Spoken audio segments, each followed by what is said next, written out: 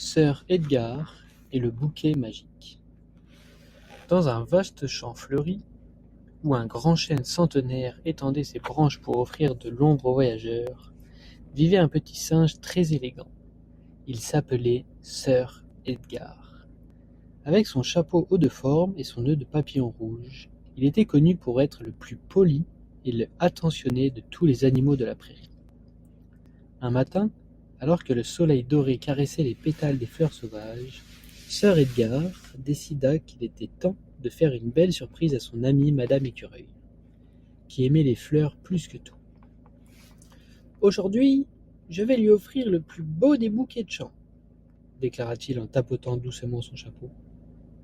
Avec beaucoup de soin, il choisit les fleurs les plus parfumées et les plus colorées, des marguerites blanches, des coquelicots rouges et même quelques bleuets d'un bleu éclatant. Mais alors qu'il ajoutait une magnifique tulipe, une petite voix l'interrompit. « Oh non, tu as pris ma fleur préférée !» pleurnicha Rosalie la coccinelle. Sir Edgar se tourna aussitôt et avec un sourire doux il s'inclina. « Pardonne-moi, chère Rosalie, je ne voulais pas te faire de la peine. Veux-tu que je t'aide à en trouver une autre encore plus belle ?» Rosalie hocha la tête avec un grand sourire. Ensemble, ils partirent à la recherche d'une nouvelle fleur.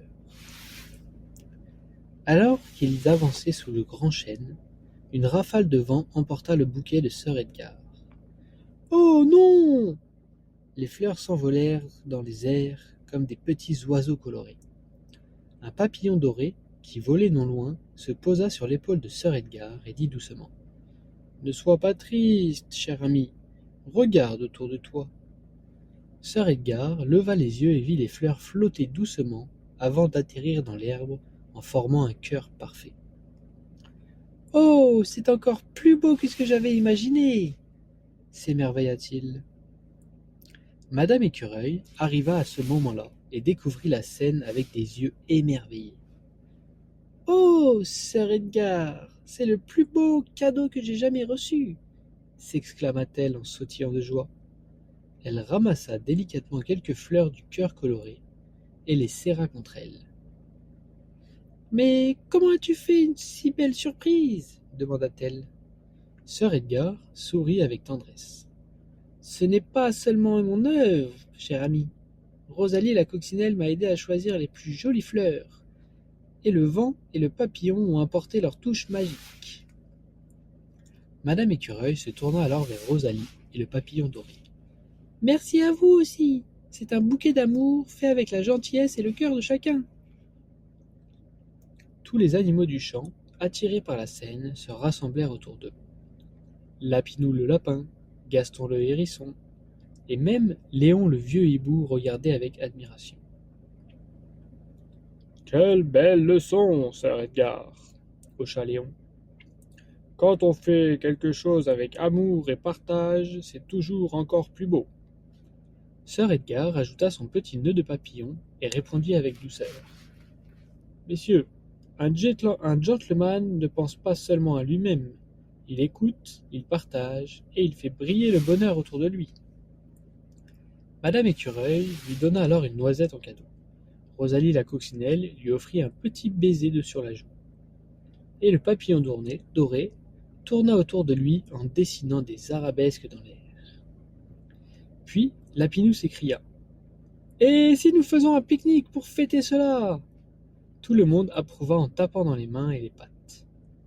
Chacun alla chercher une gourmandise, des noisettes croustillantes, des fraises bien mûres, des graines de tournesol et même du miel doré offert par les abeilles. Ils s'installèrent tous sous l'ombre du grand chêne, assis en cercle autour des fleurs en forme de cœur. Entre deux bouchées, ils riaient, racontaient des histoires et chantaient. Soudain, une petite fourmi grisée nommée Mimi s'approcha timidement. « Excusez-moi, je peux me joindre à vous ?» demanda-t-elle d'une petite voix. Sir Edgar se leva aussitôt et lui tendit la main avec un grand sourire. « Mais bien sûr, cher ami, ici, tout le monde est le bienvenu. » Mimi rougit et s'assit à côté de Rosalie la coccinelle, qui lui offrit une fraise juteuse. Le soleil commençait à se coucher colorant le ciel de rose, d'orange et de violet. Léon le hibou s'étira et déclara d'une voix sage. Il est temps pour moi de veiller sur le champ. Vous, mes amis, allez dormir paisiblement sous les lumières des étoiles. Tous les animaux bâillèrent et hochèrent la tête. Sœur Edgar lui leva les yeux vers la lune brillante et murmura. La plus belle chose que l'on puisse offrir, c'est un peu de bonheur aux autres. Madame Écureuil et les autres animaux acquiescèrent avant de se blottir les uns contre les autres, bien au chaud sous le grand chêne. Et c'est ainsi que, sous un ciel parsemé d'étoiles scintillantes, Sir Edgar, le singe gentleman, s'endormit paisiblement, bercé par la douce brise du soir et le parfum des fleurs qu'il avait offertes. Fin. J'espère qu'elle t'a plu, cette petite histoire, mon petit Louis. Papa, il t'aime très très très fort. Et oublie pas, tout ce que tu fais, fais-le avec attention, gentillesse et amour. C'est le plus important. Papa, il te fait plein de gros bisous. Il te souhaite une bonne nuit, de beaux rêves. Fais un gros bisou à ta maman et un gros câlin. Papa, il vous aime très très fort tous les deux. Et à demain pour de nouvelles aventures.